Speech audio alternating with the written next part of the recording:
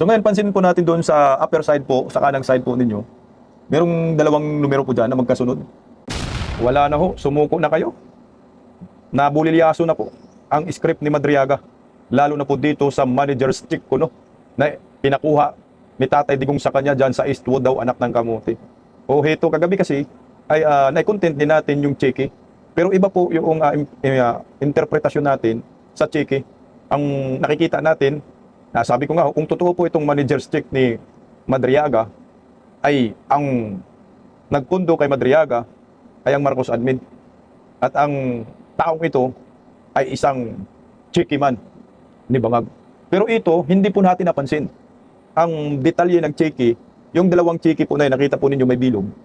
Anak ng kamuti, magkaiba po ang amount, pero magkapareha po ang check number. Dito sila dali. Kasi kung dalawa ang check na inisyu mo, dalawa dapat ang check number. At sinagot po ni Vice President Inday Sara Duterte ang mga kasinungalingan ni Ramil Madriaga. At natawa na lamang po dito ang abogado ni Vice President Inday Sara na si Attorney Panilo dahil grabe daw, nakakabilib na inventor itong si Madriaga. Medyo wala po tayo ngayon sa studio. Mukhang bibib muna tayo ng konti. Pa-like po muna, pa-share, pa-subscribe at pakipindot po ang inyong mga notification bell para lagi po kayong updated sa ating mga video. Umpisaan agad natin itong patungkol sa cheque na kagabi rin nakitaan po natin ng irregularidad.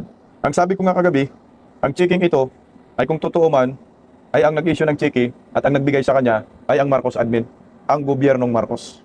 Dahil ang cheque na yan nakadate po ng 2023 at ang sabi sa testimonya ni Madriaga, ang cheque ay galing daw doon sa Department of Housing and Resettlement, basta ganun, housing. So panahon ni Bongbong Marcos. Pero ito po, nagtrending ngayon din sa social media, napansin ng maraming netizen ang kakaibang cheque. So ito ay peking cheque na ipinakita ni Madriaga ng mga buhaya dyan sa Kongreso. Isipin nyo, mga kongresista kayo, naniniwala ho kayo sa hinayupak na kriminal na ito. Narito po yung unahin na po natin. Ito po yung dalawang cheque po yung pinakita niya. So ito ay pinalakihan ko na po ng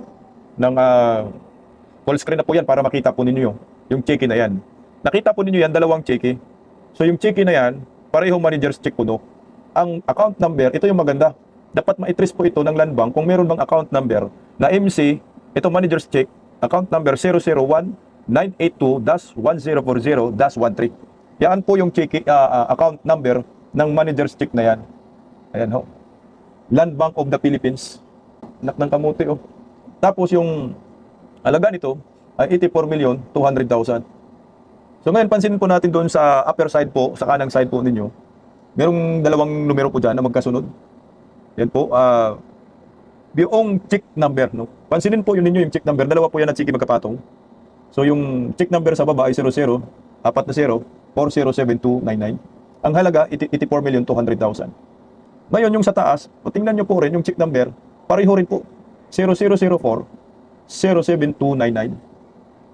Ayan, Land Bank of the Philippines. Meron pang pinaka-upper portion na, ewan ko anong number 1, anong ibig sabihin ng number na yan, 010330614 ba? Ganyan.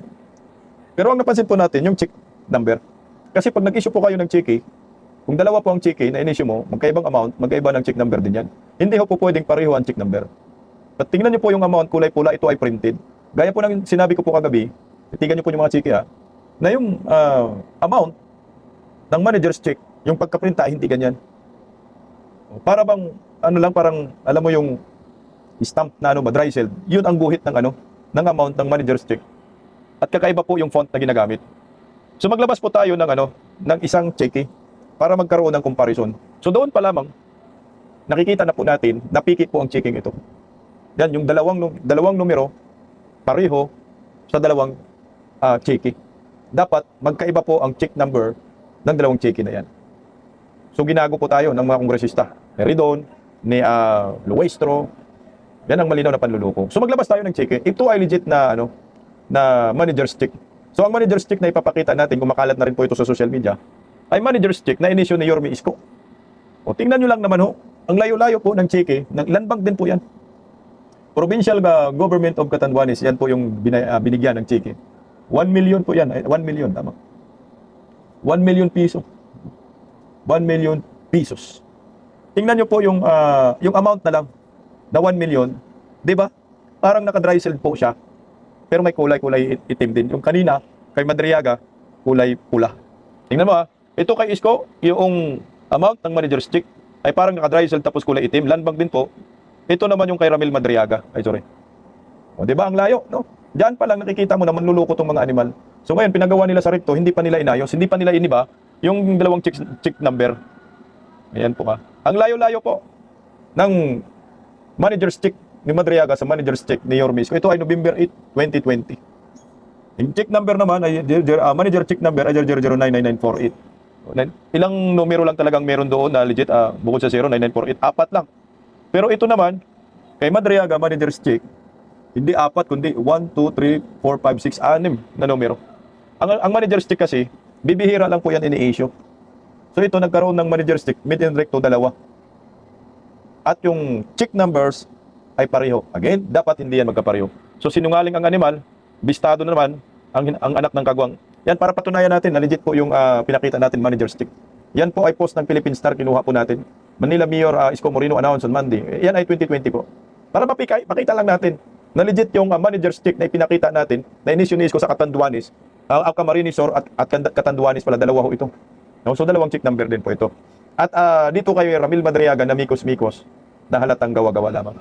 So bahala na po maghusga ang maraming Pilipino dito po sa mga sinungaling na ito. Dapat pa bang paniwalaan ang mga animal? Ay puta anak ng kagwang, dapat parusahan si Gerbel Nuestro.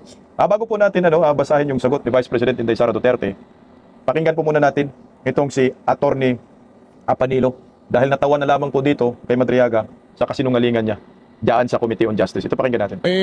Kayo palagi ko, nanonood kayo kanina doon sa hearing at yung ano bang pwedeng itawag nila? Sige, tawagin na natin inquiry dahil yun ang gustong ipatawag po ng House. Habang kayo nanonood, kukunin ko muna ang inyong emosyon at isip bilang tao. Siyempre, hindi naman pwedeng hindi kayo makakaramdam ng kung ano mang pintig ng inyong damdamin. Well, medyo halo-halo. Una, medyo nakatawa ka na lang kasi alam mo yung katotohanan bilang abogado ni VP Sara na nakakita ng mga ebidensyang linatag namin laban sa kanya, nakausap lahat ng mga testigo na sumuporta doon sa mga sinasabi ni VP Sara na hindi sila magkakilala, never silang nagkaroon ng personal or professional relationship. So medyo katawa-tawa kasi alam ko yung totoo. Diba? Number two, nakakabilib din kasi parang produkto ito ng imahinasyon eh. So medyo nakakabilib din na grabe tong taong to na naimbento niya lahat yun. Meron ding halong inis kasi kahit na pinakita na namin sa perjury complaint na yung 340 pages na yon na punong-puno ng ebidensya na nagpapatunay na nagsisinungaling si Madriaga, na siya namang sinumite nila Attorney Poa at ng Fortuna Arbasa kasama ng answer ad cautelam sa House Justice Committee, nangangahulugan na alam nila kung ano yung mga ebidensya namin laban kay Madriaga, pinag-aksayahan pa rin ng panahon tong si Madriaga. Imbis na, di ba, nakita na nila na wala namang katuturan tong testimonyang ito, di sana sa ibang bagay na lang sila nag-focus. Katulad ng mga problema ang kinakaharap natin na mas importante kaysa dito. Linawin ko lamang, yung binanggit nyo kayo ay nabilib din. Pakipaliwanag ninyo, ano ba yung pag sinabi ninyo kayo ay nabilib din? Nabilib?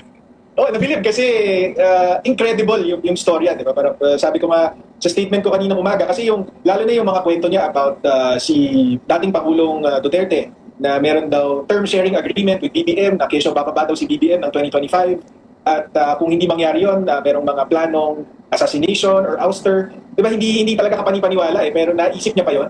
Naisip pa yun. Anong ibig sabihin? So sabi ko nga kanina umaga, palagi namin sinasabi na pagka pinatestify niyo yan, ang papatunayan lang yan is wala siyang kredibilidad at walang katuturan yung mga sinasabi niya. So, kahapon pa lang, linabas niya na yung handwritten note niya na sinasabi nga doon yung kwento about itong term sharing agreement with BBM at kung ano-ano pa. Sabi ko, bago pa man siya nagsalita sa House Justice Committee, nagawa niya na yung sinasabi kong mangyayari, which is papatunayan niya sa tao na wala siyang kredibilidad kasi hindi ka panipaniwala itong mga sinasabi niya. So, ang inyong ibig sabihin na talagang napatunayan ni Madriaga kagahapon na siya ay sinungaling. yan ang maliwanag. Hindi siya credible, siya po ay manluloko. Napabilib kayo sa paghahabi ng kasinungalingan, ganun ba yun?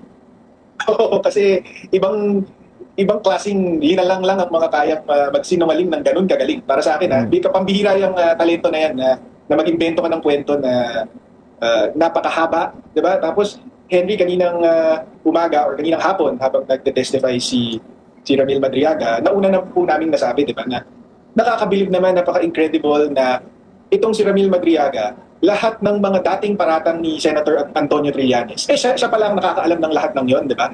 Kasi sinabi niya, tumatanggap sila ng pera sa Pogo Money, sa drug trade, tapos ito ang pati yung kay magnetic lifters ni Vance Carpio, sinama niya. Tapos kanina, dinugtong niya pa yung Farmally. Talaga namang napakagaling nitong testigo na to na nasa kanya na ang lahat, di ba? Kaya yun, nakakabilib. Nakakabilib. Nakakabilib sa kasinungalingan dahil lahat ng galaw ni Duterte alam niya. Anak ng kagawang. Ano yan, gawa-gawa yan ni Trillanes. Putangin ng Trillanes na yun tuloy. Attorney, kung mayroong ibibigay ko sa inyo pagkakataon, kung mayroong kayong gustong kung papayagan kayo o pinapayagan kayo naman, hindi naman ito regular na korte, ito naman ay clarificatory hearing lamang. Pero to clarify naman your side, ano yung mga gusto rin ninyong i-clarify na lumabas po sa pagdinig mula sa bibig ni Madriaga na gusto rin naman ninyong bigyan ng punto at paglilinaw? Gustong bigyan ng punto at paglilinaw. Yung sinasabi Kasi niyo para sa akin, ang nangyari kanina, di ba, naglabas siya ng supplemental affidavit na mas mahaba pa doon sa original affidavit. Ngayon, ang napuna namin doon, unang-una is lahat ng ebidensya na tinukoy namin doon sa perjury complaint na nagpapatunay na nagsisinungaling siya, iniwasan niya. Hindi niya in-address. Anong mga example nito? Kunyari, di ba, ang sabi niya, nung naghahatid siya ng pera, na sinasabi niya ngayon ay confidential funds pala. Pinatiran niya daw ng kotse na may 80 million pesos, isang white Vios, pinarada niya sa Mega Mall parking lot, utos daw ito ni Colonel La Chica or ni Colonel Nolasco, one of them. Ngayon, sabi niya, a day after, nakita daw niya na minamaneho ito, yung white Vios, minamaneho daw ito ni Miss Ria Kilala, ang asawa ni Ryan Kilala. Tapos binasag po natin to sa perjury complaint kasi ayon po dun sa testimonya ni Attorney Ryan Kilala, hindi naman po nagmamaneho tong asawa niya, so imposible yung paratang niya at never siya nagkaroon ng driver's license at bilang patunay nito. Nakakuha tayo ng certification mula sa Land Transportation Office, sa LTO, na wala talagang record na ever nagka-driver's license itong si Ria Kilala. So, isa yun sa mga halimbawa. Also, yung sinasabi niyang naimbitahan siya sa inauguration. Diba, sa perjury complaint, linabas po natin na ang inimbita talaga sa inauguration, hindi naman siya. Ang inimbita ay si Attorney Ryan Kilala at kaya lang siya naimbitahan ng inauguration team is because nagsabi si Attorney Kilala na hindi siya makakadalo at tinext niya itong RSVP number na si Ramil Madriaga na lang ang dadalo para sa akin. Ngayon, bakit importante yun? Kasi sinasabi ni Madriaga, 2018 pa lang, nagtatrabaho na siya kay BP Sara, and even before that, para kay PRRD, di ba? So, mahalaga po yung invitation sa inauguration kasi, number one, bakit mo kailangan bakit hindi ka na-imbita? Di ba? Kung malapit na nakatrabaho ka pala, ni VP Sara at ni Pangulong Duterte, bakit hindi ka na-imbita sa inauguration? Dalawa, pangalawang tanong, kung napaka-close mo, nagtatrabaho ka para sa kanila, bakit mo pa kailangan ng imbitasyon? Hindi ba dapat kasama ka dun sa grupo ng mga nagtatrabaho para kay VP Sara na buuin yung inauguration or mag-provide ng security for the inauguration? Diba? So, mahalaga yun eh. Siyempre, hindi niya in-address kanina. Yun yung mga halimbawa ng mga binasag na natin sa perjury complaint pero iniwasan niya completely kanina umaga at hapon. May inilabas pa ho siyang video na parang isang event na may flag down na inabot sa kanya si BP Sara at ang tawag sa kanya ay Sir Ram. Na paulit-ulit na plinay sa Kongreso na parang ang lumalabas po roon ay yung event na yon, yung flag ay iniabot kay BP Sara at tinawag siyang Sir Ram kaya ang konklusyon tila ay magkakilala nga ito bakit tatawagin pang Sir Ram at sa kanya iaabot yung flag. Ano po ba yon? Pati yun, Henry, pati yun, in-address na namin yun sa perjury complaint. Kahit hindi kailangan, dahil alam namin na gagamitin yan, Ramil Madriaga, laban kay VP Sara, in-address na namin yun, binolunteer na namin yun at piniliwanag namin doon na itong ang si Ramil Madriaga, totoo naman na binuo niya itong Isip Pilipinas, itong parallel support group para suportahan or volunteer group para suportahan yung kandidatura ni VP Sara. Pero yan, napakadami niyan, Henry. Hindi yan kilala lahat ni VP Sara. Pero syempre, dahil tumutulong, dapat, di ba, salamat ka. Kung may pagkakataon, may kipag-picture ka. Kung may pagkakataon, may kipag-meeting ka. Noong mga panahon na yan, virtual kasi may COVID. Okay, so...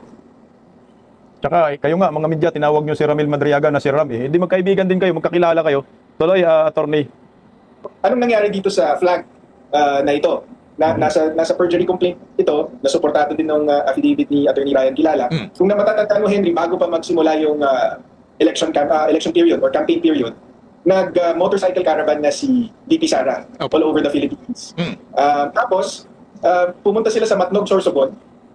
Doon pumunta yung motorcycle caravan. Nagkataon naman na dahil alam ng Easy Pilipinas na yun ang next stop ng motorcycle caravan, nakabang sila doon kay VP Sara. Para pagdaan ng motorcycle caravan, magpapakita sila ng suporta. Diba? Mag-cheer sila pagdating ni VP Sara, kakawayan sila at iba pa. Ngayon, nakita ni VP Sara yung Easy Pilipinas na nag-aabang, pero since hindi niya kilala kung sino ang mga nandun sa EC Pilipinas. Ang ginawa niya, tinawagan niya si Attorney Ryan Kilala. Sabi niya, Attorney Ryan, nakita ko yung EC Pilipinas, nakaabang dito sa Matnog, Sorsogon. Sino ba ang dapat hanapin dito para pasalamatan Okay. sa suporta nila? So, yun ang dahilan kung bakit inabutan siya ng flag at hinanap siya mismo. Kasi yun ang bilin ni Attorney Ryan Kilala na taong papasalamatan. Leader naman nga siya ng EC Pilipinas. So, At ano ito, Henry? Oo. Yung pag-abot ng flag, hindi yan special kay Ramil Madriaga. Halos bawat stop sa kampanya, may inaabotan talagang ganyan na supporter bilang pasasalamat. Aha. Okay. So ang talagang kilala ni Vice President Sara Duterte ay si Attorney Ryan Kilala. Correct. Oo. Attorney Ryan Kilala. Tapos, yun nga, kanina, kung napansin mo, nagpresenta siya ng ebidensya na malapit sa kay Ryan Kilala. Given na po yun eh. Actually, sinabi na nga po namin na magkaibigan sila. So, hindi po, yun po yung sinabi ko sa statement ko after mag-testify si Ramil Madriaga, na yung mga ebidensyang present niya, hindi relevant, hindi material. Bakit? Kasi, di ba, magpapakita siya ng picture na malapit sa kay Ryan Kilala. Alam na po natin yun, sinabi na nga, yun nga po ang basihan kung bakit mag-testify si Ryan Kilala. Dahil magkaibigan nga sila. At si Ryan Kilala mismo ang nagsabi na si Madriaga at saka si VP Sara ay hindi yan magkilalang personal. Kaya, para, kunyari, yung first Zoom meeting, first virtual meeting ng EC Pilipinas kay VP Sara, si Ryan Kilala ang nag-arrange. At may pruweba kami dyan, text message mula kay Apo. Ryan Kilala at VP Sara to arrange that first meeting. So, importante rin yun kasi, yun nga, kung 2018 pa lang kayo magkatrabaho, bakit si Ryan Kilala ang mag-arrange ng first meeting? Hindi ikaw, Ramil Madriaga. Okay, ito pa. Pati ho yung scholastic record. Sabi ni Madriaga ay meron siyang binabanggit na sa kanyang sinumpang salaysay, ibinunyag niya na lubhang kaduda-duda daw ang pagpasa ni Vice President Sara sa College of Law at ang sabi niya, naging close siya sa dating associate din ng SEC Law na naging professor ng pangalawang Pangulo at binanggit daw sa kanya na dahil lamang doon sa influence ng dating associate din, kaya nabigyan ng passing grade ng Vice Presidente. Pakisagot niyo nga po ito. Hindi, bagong-bago yan, Henry. So, hindi ko pa nakakausap si Attorney Kilala at si VP Sara tungkol dyan. Pero, number one, napaka-irrelevant yan sa usapin ng impeachment. Walang kinalaman yan. Number two, malamang dahil sa source, kasi nungalingan na naman yan. Paninirang puri yan. Para bang Gawa na naman. ano ho kaya sa tingin ninyo, bakit inilabas ito? Anong gustong palabasin dito? Naninira, di ba? Kasi alam naman natin, Henry, ano bang pakay nila dito? Ang pakay nila dito, ang impeachment, ano bang consequence yan? Kapag nakundik ka, Hindi ka na hindi ka makatakbo. makakatakbo sa 2028. So yun yung unang pakay nila. Umaasa sila na mapakonvict si VP Sara sa Senate para mawala siya sa 2028 picture sa 2028 national elections. Mukhang malabo yun. Kasi yun nga, kung ang star witness mo, kagaya ni Ramil Madriaga, malabong makakapasa yan sa Senado. So anong taktika? Siraan na lang natin to. Para kung hindi man makonvict itong si VP Sara, baka matalo to ng kandidato natin, kakasira natin sa kanya araw-araw. Yun ang tingin ko Posible. taktika dito.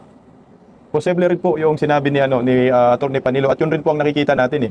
Manira na lang tapos ang purpose nun ay demolition job at hindi naman talaga walang accountability diyan eh. Kasi what for example yung sinasabi ng kuha, meron daw unliquidated na 70 million sa Office of the Vice President. Ang pataw lang naman doon kung hindi po makapag-submit si Vice President Inday Sara ng mga kaukulang dokumento, hindi ibalik yung 70 million. Yun po yung pataw lang diyan. Walang kasong kriminal sa misuse of funds, no? Pero ito po, yung impeachment laban kay Inday Sara, tama ho yung yung teorya, no, ni Attorney Panilo. Kasi talo man sila sa impeachment eh. Kahit iakyat ito sa Korte Suprema, matatalo pa rin po yung prosecutor dito, mga prosecution team, matatalo pa rin dahil nga pabalik-balik lang yung impeachment na yan. Tinapon na po yan ng Senado noon, ang sabi nga ng Supreme Court unconstitutional. So hindi pa rin po nadala sila, so nagdrama pa rin. So ang issue pa rin dito ay pera pa rin ho. So pera pa rin ito at kasiraan pa rin ni Vice President Inday Sara. Pero nandito po ako ngayon sa Mindanao, no? Ang mga tao dito ay hindi po naniniwala sa impeachment laban kay Inday Sara. Ang sabi nga ho nila, anak ng kamuti, si Bongbong Marcos daw ang nagnakaw, gobyernong Marcos ang nagnakaw ng trilyon-trilyon. Ang kinakasuhan at tinatrial ay si Vice President Inday Sara Duterte. Tingnan nyo. Wala na kasi hindi ka panipaniwala yung mga akusasyon ng mga hinayupak na ito.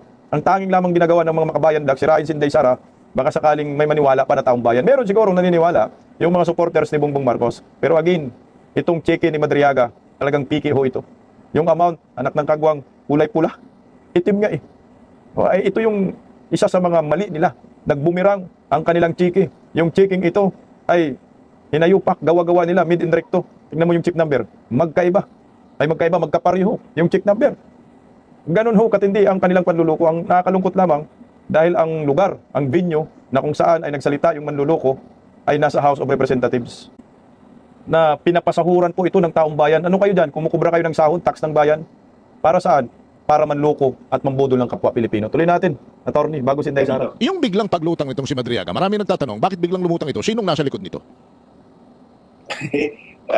Maraming pwedeng, actually, sa dami kasi ng kalaban sa politika ni VP Sara, pwedeng kahit sino sa kanila. Kasi sino ba ang magbe-benefit, di ba? Kung mawala si VP Sara sa Panguluhan sa 2028, di ba? Yung mga kalaban niya sa politika, napakadami po nito. Well, ang kasamahan nila mismo sa Kongreso, si Representative Toby Tiangco ang nagsabi na maraming miyembro sa Kongreso na tinutulak itong impeachment kasi 1,000,000% alam nilang hindi maaareglo si VP Sara. So, yun ang unang titignan, yung mga kailangan mang areglo para hindi makulong, para hindi mapanagot sa mga kalokohan nila dyan sa Kongreso. Tapos kanina, nabanggit ko na nga na parang mahirap na hindi isipin na involved si former Senator Trillanes dito dahil yun nga, yung laman ng affidavit at dinagdagan pa ng supplemental affidavit, ang tawag ko dito noong pa, Trillanes greatest hits, diba? Drug trade money, pogo money, ngayon sinama pa yung Farmally. So parang may bakas ni former Senator Trillanes. Opo. Trillanes talaga yan. Nag-sign ng Hindi na waiver parang... si Madriaga, bank waiver. Ano ho ang inyong tinging implikasyon nito dito sa kasong itong isinalaban sa Vice President? Absolutely wala. Bakit? Kasi sabi niya, ang sabi niya, kung natatandaan ko, is si PRRD daw ay ginamit siyang dummy for mga kaperahan na parang natatanggap di umano ni PRRD. Oo. So, Sa si pinangalan Teke. niya daw nakapangalan daw yung mga account na yun sa pangalan niya. Diba? So, pag nag-issue siya ng waiver, anong makikita doon? Hindi naman mapapatunayan doon na si PRRD nga ang nag-utos sa kanyang buksan yung accounts na yon at si PRRD ang totoong may-ari ng mga kaperahan na nandun sa loob ng account niya.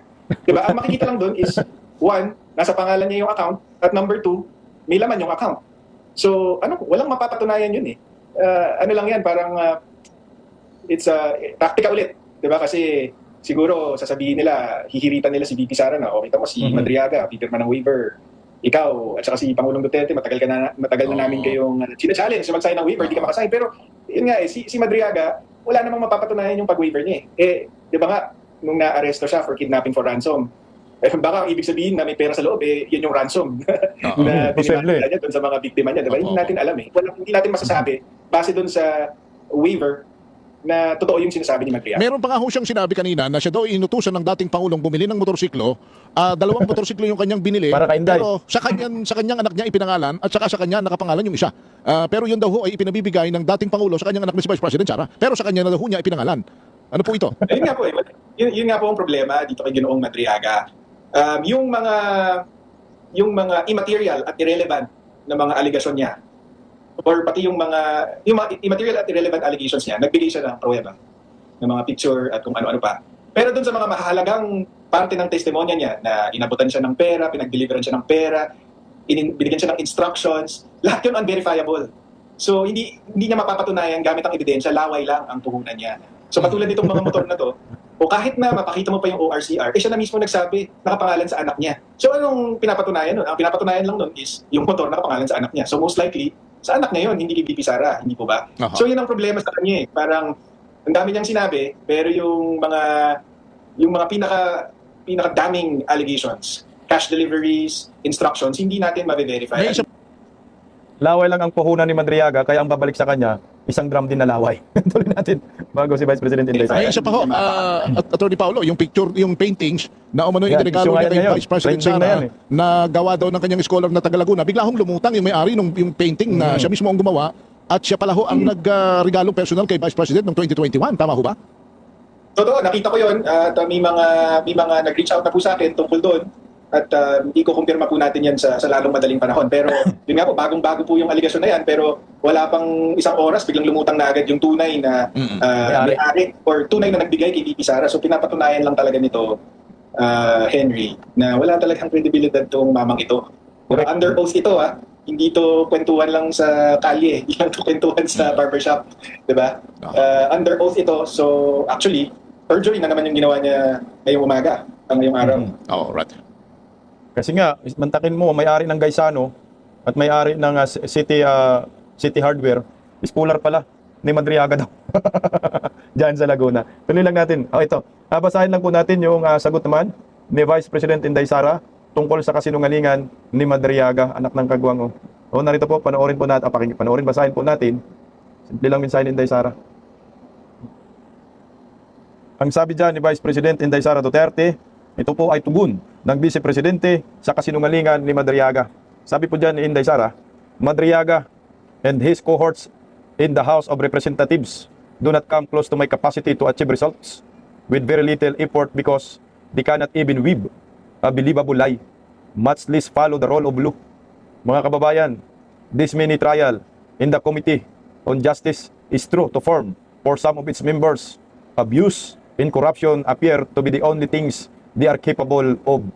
Let us remember that the first impeachment case itself was marred by allegations of bribery involving members of the House of Representatives. And the second impeachment is no better. The failure of the administration to provide relief in this crisis is not due to a lack of resources, but because public funds are being used for political maneuvering to avoid accountability for the most corrupt budget in our country's history. Thank you, Vice President Inday Sara Duterte. O, yan po yung atugon ni Inday Sara laban po kay Madriaga. I think mayroong version na Tagalog. Tama ba? Check natin. Ayan lang pala. Ay, mukhang yun po yung dugtong. Ito pa, kunti pa lang. Mga kababayan of all the lies thrown during the Committee on Justice mini trial on April 14, the one I personally take issue with is the claim made by a bar flunker and kidnapping suspect that I needed someone to help me get through law school. I completed my studies on my own terms. I placed a higher premium on living a well-rounded life rather than pursuing academic excellence. I never asked any professor for special accommodation for my grades because the bare minimum was easy enough to meet. I was never the subject of any complaint for rudeness or violence against other students at Sebastian SSC, our College of Law. I graduated in May 2005. I took the bar exam in September of the same year, something that had not been done before of SSC, that's our College of Law. Until my time, the exam that year was relatively difficult. I passed the bar on my first attempt with a GWA of 85 points above the minimum. Dapat kasuhan din si Madriaga ng college na pinanggalingan ni Vice President Inday Sara.